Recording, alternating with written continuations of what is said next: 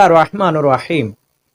ماہ رمضان المبارک کے احکام میں جہاں اور بہت سی فقہی اصطلاحات استعمال ہوتی ہیں، وہاں روزوں کے کفارے کے ضمن میں مدطعام کا لفظ استعمال کیا جاتا ہے،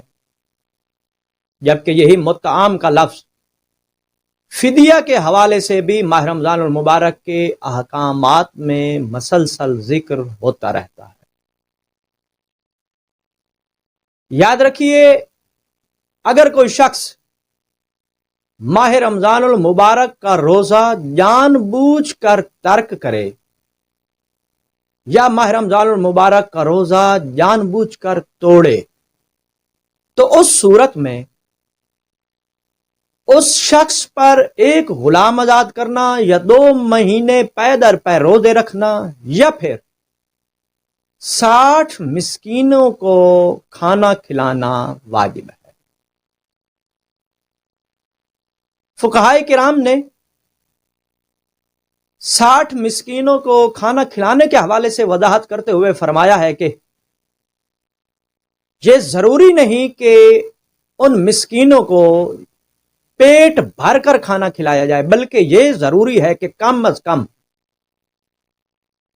ایک مسکین کو ایک مد طعام کھانا دیا جائے،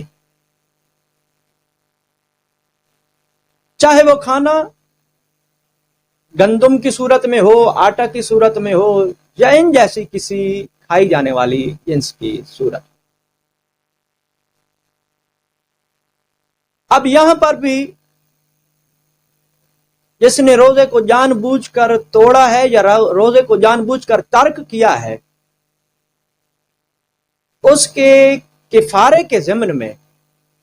جو 3 صورتیں بتائی گئی ہیں، ان میں سے ایک کا تعلق مسکینوں کو کھانا کھلانے سے ہے، جن میں سے پر مسکین یعنی فی مسکین ایک مد طعام کھانا کھلانا یا کھانا دینا ضروری ہے۔ جبکہ اسی طرح ایسا شخص جو بیماری کی وجہ سے روزہ رکھنے سے قاصر ہے یا ضعیفی اسے روزے کا بار اٹھانے نہیں دیتی، یا پھر ایسی عورت کہ جس کا وضع حمل قریب ہے یعنی حاملہ ہے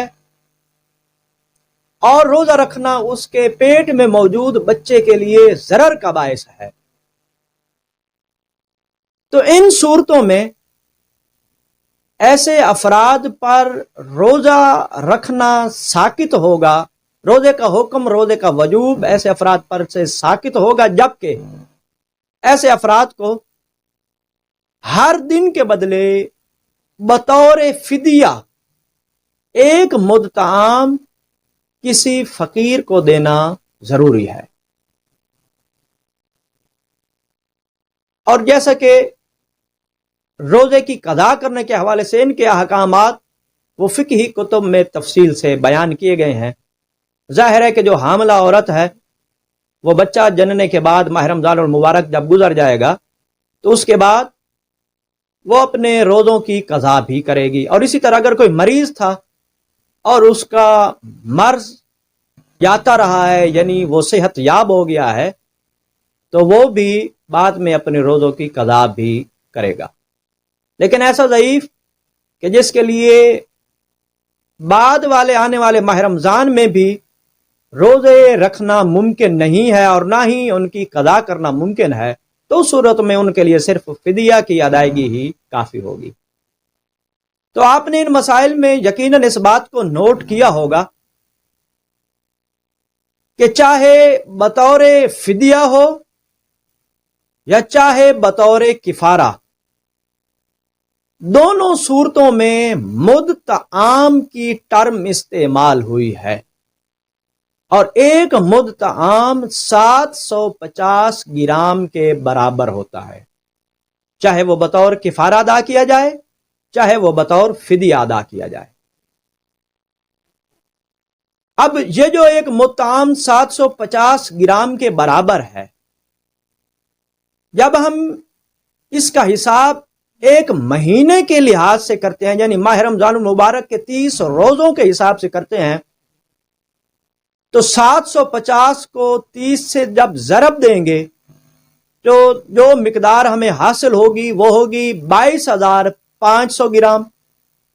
اب اس 22,500 گرام کو کلو میں تبدیل کرنے کے لیے ہم نے اسے 1000 سے تقسیم کیا، تو جو مقدار ہمیں ملی وہ ہے 22.5 کلو، یعنی ایک مہینے کی گندم یا آٹا یا ان جیسی کوئی دوسری جنس جو کھانے کے لیے استعمال ہوتی ہے، تو وہ جب ہم ایک مہینے کے حساب سے بطور فدیہ ادا کرنا چاہیں گے یا پھر ایک مہینے کے حساب سے بطور کفارہ ہم ادا کرنا چاہتے ہیں، تو اس صورت میں بطور فدیہ جو اس کی مقدار بنے گی تو وہ بنے گی 22.5 کلو ایک مہینے کی، اور جب ہم نے بطور کفارہ ادا کرنا ہے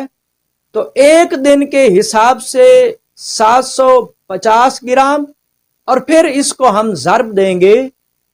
60 کے حساب سے، اور وہ اکثر فقہا کے مطابق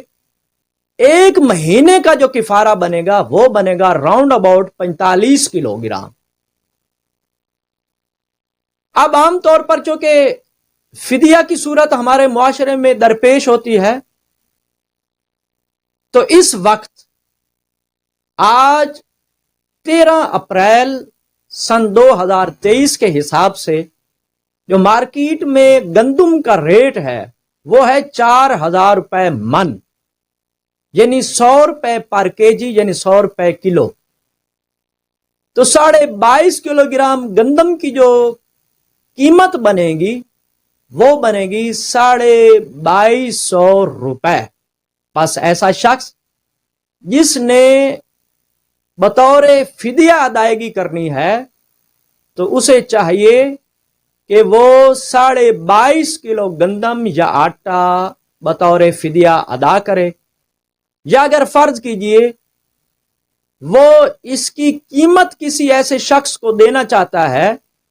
کہ جسے وہ مستحق سمجھتا ہے اور اس بات کا بھی اسے یقین ہے کہ وہ اس قیمت سے گندم ہی خریدے گا یا آٹا ہی خریدے گا، تو اس صورت میں اسے چاہیے کہ وہ 2250 روپے اس شخص کو ادا کرے۔ البتہ میں آیت اللہ سستانی صاحب کے فتاوی کی روشنی میں یہ بھی واضح کرتا چلوں کہ آقا سستانی صاحب کے نزدیک اگر کسی شخص نے بطور کفارہ یا بطور فدیہ مد طعام ادا کرنے ہیں تو اس کے لیے یہ لازم ہے کہ وہ گندم یا آٹا یا اس جیسی کوئی جنس ہی ادا کرے، ان کی قیمت کی ادائیگی اس کے لیے کافی نہیں ہوگی۔ والسلام علیکم ورحمۃ اللہ وبرکاتہ۔